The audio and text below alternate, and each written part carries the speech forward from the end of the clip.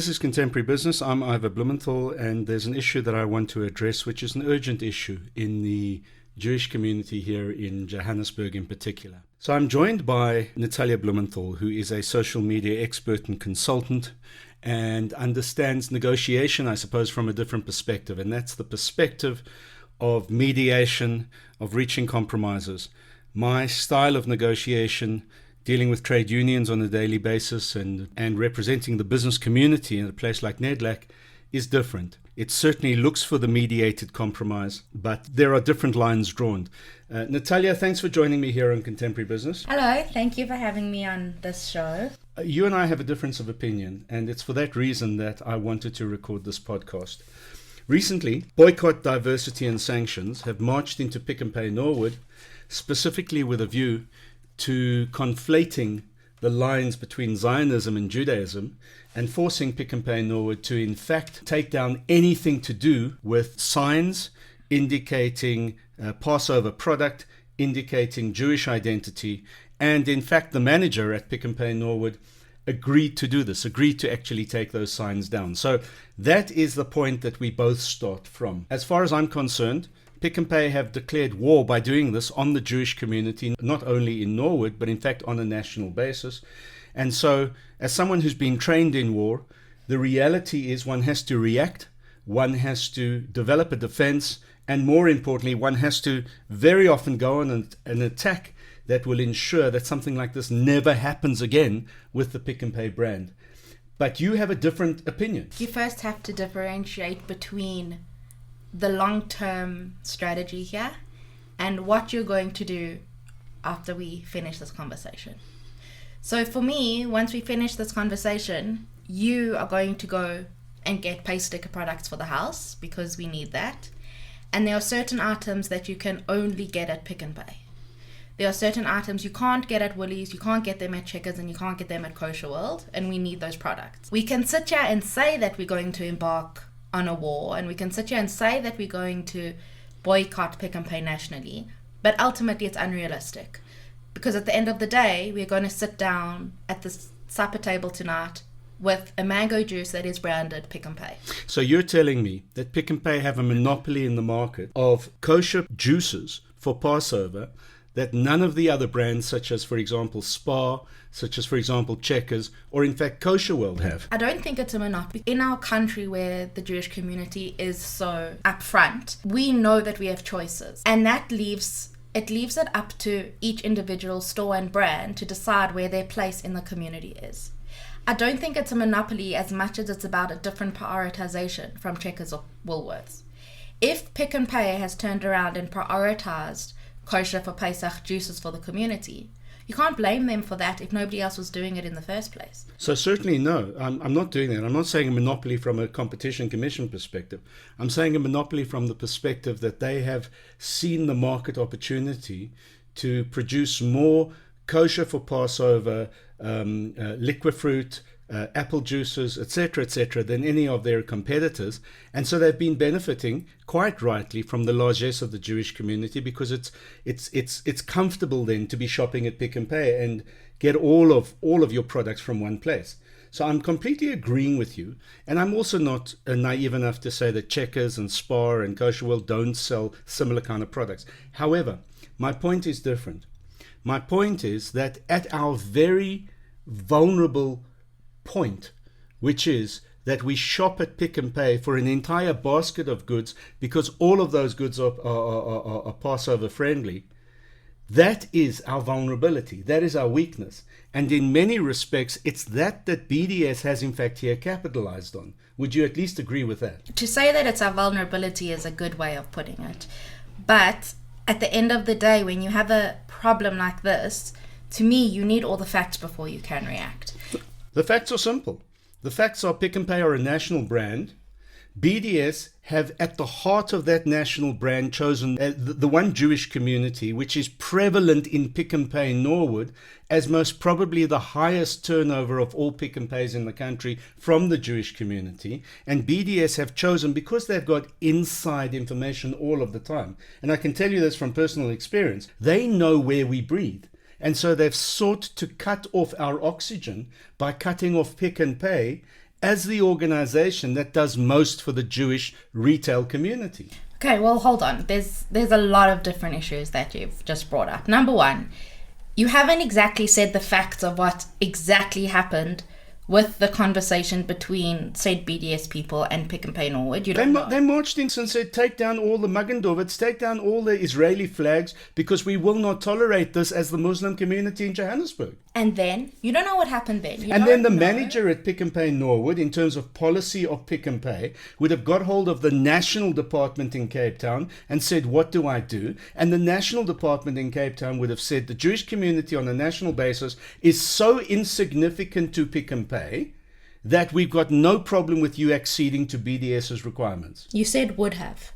You don't know that that's what happened. Okay, so you're saying that the manager of Pick and Pay Norwood possibly made an arbitrary decision without referring it back to their national office. I think it's possible. Then what Pick and Pay have to do immediately to regain their credibility in the Jewish community is fire that manager, march him out with a little cardboard box, and make sure that he never ever crosses their doorstep again. That's the only way of them making recompense here. That's called teshuvah. No, it's not. But I do agree that the manager of Pick and Pay should be held accountable. Pick and Pay Norwood should be fired. Fine. The manager of Pick and Pay Norwood should be fired for his actions. But in your post, you did say a couple of things. You said, number one, we should boycott all Pick and Pays nationally, which I think is unrealistic. How do you put pressure on a head office in Cape Town to take action against the manager of Norwood Pick and Pay without a national campaign, without a national boycott campaign to bring about that pressure? Do you think if you march into Pick and Pay Norwood, Pick and Pay Cape Town, the head office, and say to the people who've replaced Raymond Ackerman or Gareth Ackerman, now this is what we want you to do in Pick and Pay Norwood, they're going to listen to us, a small Jewish community, without the kind of pressure I'm talking about on a national basis? You're looking at this from a big, broad, long-term solution of a situation, right? You want your Pesach fruit juice tonight on the table for the balance of Pesach. And so does all the other Jews in Glen Hazel and possibly in Cape Town. So take a walk for less than a kilometer down to Kosher World or the other way to the neighborhood to Checkers, and you are likely to find juice that you can use on Pesach. You're not. Number one, you're not. So that, okay, like I said, I'm going to work with facts. All right. Okay. You're not, that's not the situation. You're looking at this from a zoomed in perspective. If you would have said in your post that we should boycott Norwood, Pick and Pay, I hear you. I hear that. What I would say is that we should probably have some sort of approved protest outside of Pick and Pay Norwood, educating people in the area of what has happened. What, with these and now you're going to hate me for saying this, but were these diminutive little people from our community standing out with a printed thing to say, boycott Pick and Pay. Pick and Pay have been bad to us. You can't post. I'm not going to let you post this if you say stuff like that. But the reality is this. You've got to meet might with might. Civility is not what BDS have shown here. For us to have a civil response to BDS is ludicrous. But I still don't believe that what you're saying is a realistic way of dealing with the situation. All right, so hold on a moment. So the first place we're disagreeing is the idea that you're saying take action against Pick and Pay Norwood, don't take action against the national chain of Pick and Pay. But you have a vested reason for saying that. Your favorite Pick and Pay is actually Genesis, not Norwood. Genesis that is completely focused on the Jewish community, right? No, relax for a second here. Yes. I'm not saying that what you're proposing is an incorrect solution to the problem. What I'm saying is that it's unrealistic for the position that we are in. This week's position. Call it this week's position. For this week's position, it's unrealistic and it's simply not going to happen. Nobody this week has the energy to boycott all Pick and Pays when we're in a position where we need them right now. But we have Checkers, we have Kosher World, we even have Moishes within a kilometer's distance of Pick and Pay Norwood, and you're saying people are what? Too lazy to actually start shopping at those places? No, we are in the middle of a chag, right? The mental load of Pesach is massive. Nobody has space in their mental capacity to now go and switch up their routine of their shopping or try to source different products when most products are sold out anyway. The mental load right now is that we are dealing with our chag right now. That's why what you're saying is unrealistic, because it's not going to happen today or tomorrow. We're in the midst of Pesach. The mental load of being told, uproot 210 years of your life, literally in 24 hours to march out of here, wasn't too hard a load to bear for our forefathers, but you're suggesting that doing it is too hard a load to bear for us in this Jewish community. Again, you're not zooming in to the realities of the situation. All right, now. let's deal with the big picture, because I understand what you're saying. We're in the midst of it. It's going to take a week at least for us to move through it. So let's move through to the other side and then implement. I get that. All right. So I'll give you that. But let's look at the bigger picture. How do we deal with the fact of wrecking Pick and Pay to the extent that no other retailer would ever dare do this against the Jewish community ever again? I still believe you have to find out the facts, because I think it's not just as simple as getting all the Pick and Pays to close. That's not simple. That doesn't help us in the long run. We have to find the root of the problem, and we have to try to react to that appropriately. The root of our problem is anti-Semitism. 100%. So making a fuss and closing down all the Pick and Pays is not going to solve anti-Semitism. By the way, I'm not suggesting closing down Pick and Pays. We don't have the might to do that. We're not a retail factor in that regard. I am suggesting that what we do is we concentrate and centralize our Jewish largesse within the retail sector. In other words, our money spent, we concentrate that in Jewish-centric, Jewish-friendly brands. 100%. And we boycott anti-Semitic brands like Pick and Pay. I think we probably should have led with this. Did Pick and Pay take down all their signage, or did they take their kosher products off the shelf? They took down their signage. They wouldn't take the kosher products off the shelf because that would take pressure from suppliers. And unfortunately, suppliers are fair weather friends to the Jewish community. If we buy their products, they'll continue to make their products kosher and Pesach. But at a moment's notice, they will withdraw those hechshers if, in fact, we're not buying their products. If you're looking at it from that perspective, wasn't their actions completely cowardly anyway? Pick and Pay? Yes. Of course they were cowardly. They are a bunch of cowards. Since the Ackermans have exited Pick and Pay and transformation has taken over Pick and Pay, we have an organization which is bereft of any moral backbone whatsoever. That is National Pick and Pay, not just Pick and Pay Norwood. You've got to acknowledge that. So if they see a buck in the Jewish community, they will prostitute themselves as a national brand to try and get the Jewish money. But in reality, they will leave us at a moment's notice. And that's what they've done here in Norwood at our most vulnerable time. Because together with BDS, Pick and Pay collaborating with BDS, they've taken a shot at our hearts in our most vulnerable moment. Very dramatic. It is dramatic, but for dramatic pause, is that not the reality? You did say something that I do agree with. Wonder of wonders, miracle of miracles, yeah? For Pesach. I do agree with the fact that as a Jewish community, we should go out of our way to support Jewish-owned businesses. And I do think that we should put our money in the places that are going to be loyal to us. So from that point of view, I do agree with that. Do you think we should be asking the Beth Din of Johannesburg to withdraw their hechsher for every Pick and Pay specific product which has kosher and kosher for Pesach? Definitely not, because those are the things that make our community so special. Pick and Pay? No. As opposed to any of the other retail brands? The fact that you can go to almost any retail store and find kosher products. That is something, a huge benefit and a huge advantage that we have in this country that many places don't have. So I think taking part of that away, the only people you're going to hurt is the Jewish community at the same time. So no, I don't think you should do that. So we need to be opportunistic as a community because we're not mighty enough. That's your point. And I'm not disagreeing with you, by the way. No. Did I say that? Well, I think you meant it. No. What I said was, what makes our community special and what makes our country special and what makes being a Jew in South Africa special is that you can go to any Pick and Pay, any Checkers or any Spar around the country and find kosher products. You're never deserted without kosher products here. Okay. To take part of that away, to walk into Pick and Pay, walk into the Beth Din and demand that they take extras out of Pick and Pay products is stupid, because the only people you're going to disadvantage is us. And the retailers. I'm not worried about the retailers, I'm worried about us. Yeah, but the point I'm trying to make is this. What Pick and Pay have done is a little bit of the Chinese thing here. They've stolen product identity. They've encased it under the Pick and Pay brand, and it's the same. It's the liquid fruits of this world, or the series of this world, being repackaged as a Pick and Pay brand that in fact has a kosher herscher and kosher for Passover herscher.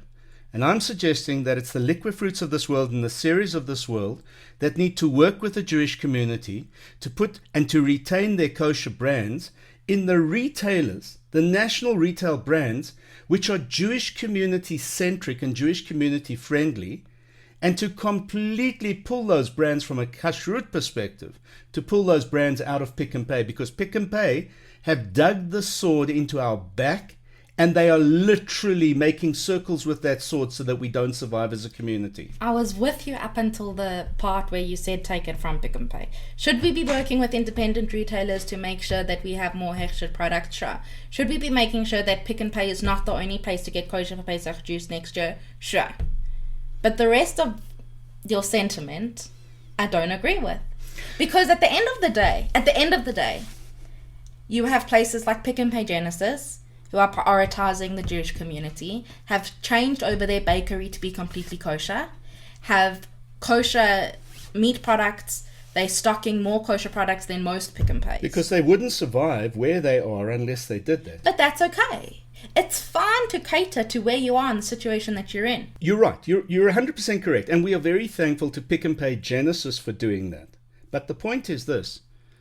If we continue with no response, where does that leave us when in fact BDS decide to march into Checkers or even into Kosher World and start their nonsense that they invariably will do on a year-on-year basis?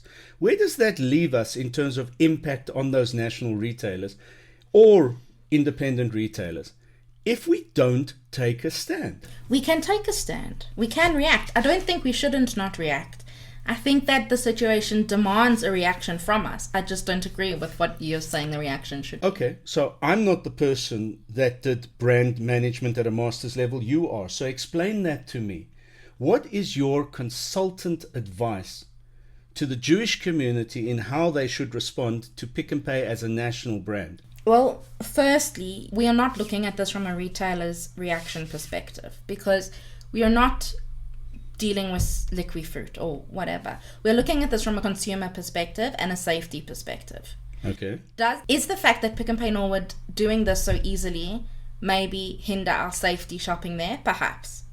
Does that mean that we maybe need to look at it from a working with CSO perspective to make sure that all Jewish people are absolutely safe in Norwood? Perhaps. Should Kosher World or Spa go up and advertise their kosher products and make it known what products they have? Perhaps. Should we maybe do what Woolworths did, which was create a Pesach section on their shopping app to show you that all Jewish Woolworths people... have a Pesach section on their shopping app. Yes. That's very clever. Yes. Woolies have grouped their kosher for Pesach products, the products you can get there that you can buy during Pesach, on their app, so that you can click on the Pesach section and find all the things you need. That's very clever. That's a good reaction, because it's not disadvantaging us as consumers at the same time. It's showing us that we're safe at Woolies. You're of the view that Woolworths did that in reaction to Pick and Pay. I don't see them being that quick and nimble to be able to do it in a matter of hours or days. So they must have planned that from the beginning. Well, remember that there's already been 3 days since this happened. We've had 3 days of Yontif since this happened, and I didn't check the Woolies app before we went into Shabbos, but afterwards it was there. Was it completely reactive to Pick and Pay? Probably not, but is it opportunistic of them to have that there on the front page of the app? Yeah. Kudos to Woolworths in that regard, irrespective of whether it was reactive to Pick and Pay or not, because that's precisely what we need in our community here in Johannesburg. So that's fantastic. But let's shift it a little bit. Let's say, for example, you are the social media consultant to Kosher World. You have an opportunity to gain from this dire situation. In many respects, this is our watershed moment here in the Johannesburg Jewish community in terms of how we react to Pick and Pay, who in fact have decided to collaborate with the axis of evil against the axis of good. So you have and I'm not being too dramatic, I hope. You're being very dramatic. So you have an opportunity to engage with Kosher World and say to Kosher World, I am now handling your social media. Where do they start over and above advertising in the Jewish Report? Probably to say that they have the largest selection of kosher products in the country, which is a big thing. Probably to say that Jewish people are safe shopping at Kosher World. To say that they collaborate with different Jewish organizations and stores to support the Jewish community and uplift, people. So to tell the story, to tell the good story about Kosher World. Story. And there's going to be people who don't even know what happened at Pick and Pay last week. And that's just the nature of these things. There are going to be people who don't know. But I think Kosher World needs to react by making sure everybody knows what they can offer. And what about the relationship Kosher World has with its suppliers, who in fact are also suppliers of Pick and Pay? What would you suggest from a social media point of view Kosher World should be saying to their suppliers in the public domain to make those suppliers understand that they have to do something for the Jewish community here in return for the loyalty that the Jewish community is showing to their brands and products? Well, again, I think it's about pushing the story and pushing that narrative with their marketing. We can't change what Pick and Pay did right now. We went into 3 days Yontif and we had bigger things to really think about. So we can't change what happened. Should the managers pay for whatever happened? 100%. Should the Jewish Report probably feature a story on what happened? 100%. Should there be some sort of boycott of Pick and Pay Norwood? Yes. But I think that the way to, get on the other side of this is pushing the stories that we have and pushing the narratives that highlight our strengths rather than the weaknesses. You very adeptly skirted my question. My question is, I make biscuits. My biscuits are kosher and kosher for Pesach. I supply those biscuits to Pick and Pay, and I supply those biscuits to Kosher World. What should the Jewish community, through a social media campaign, your social media campaign, because you're the expert, what should the Jewish community be saying to me, the manufacturer and supplier of those businesses, so that I, even in an unintended way, can be collaborating with the Jewish community to make sure that Pick and Pay learns its lesson? As the manufacturer, would you care? That's my question. How do we make the manufacturer care? Again, it's about showing the narrative and spreading the awareness. Because as a big manufacturer, you're not going to care that they took down the signs. Stores change signs all the time. You would only care if they took your products off the shelf. All right, let's just agree to differ in that particular regard. I have a final question for you. Should Pick and Pay Genesis, and therefore Pick and Pay head office, put all those signs back up in Pick and Pay Genesis that they took down in Pick and Pay Norwood? 100%. Why should Genesis suffer because there was bad decisions made in Norwood? No, I'm saying as an affirmative action, because Pick and Pay Genesis would not have the same signage and the same degree, I suppose, of signage space that Pick and Pay Norwood have, but there should be a concerted effort from Pick and Pay Genesis to actually repair the relationship with the Jewish community that Pick and Pay Norwood have decimated, and this dastardly manager of Pick and Pay Norwood has perpetrated against the Jewish community in the most anti-Semitic and vile way possible. Except that it's not the most anti-Semitic and vile way possible. That's what we're disagreeing about. No, it's subtle. It is subtle.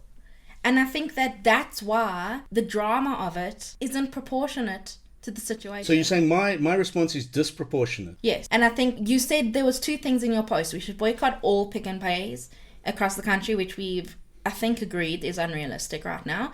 And number two, we should go and name and shame all the people. That goes against what we do as Jewish people. And I think at the end of the day, we fight battles very differently, and that's what keeps us going. So to answer that question, should Genesis repair perhaps that relationship 100%? Should Genesis take this as an opportunistic space to do extra promotions, extra Pesach stuff? 100%. If they would have taken products off the shelf we would have been having a different conversation. Are we at least in agreement that Pick and Pay Norwood should be forced to close its doors? No. And with that, I want to thank Natalia for coming into this podcast with me. I think it's been an eye-opener. We're not going to agree on most things, but at least we can agree on one thing, that the giant in us has now been awakened as a Jewish community. We cannot be complacent any longer. I agree. We can't be complacent. Is it this situation that I think has woken that up? No. But is it this situation that can maybe, push it forward a little bit more? Yes. Thank you so much, and have a kosher Pesach. Thank you.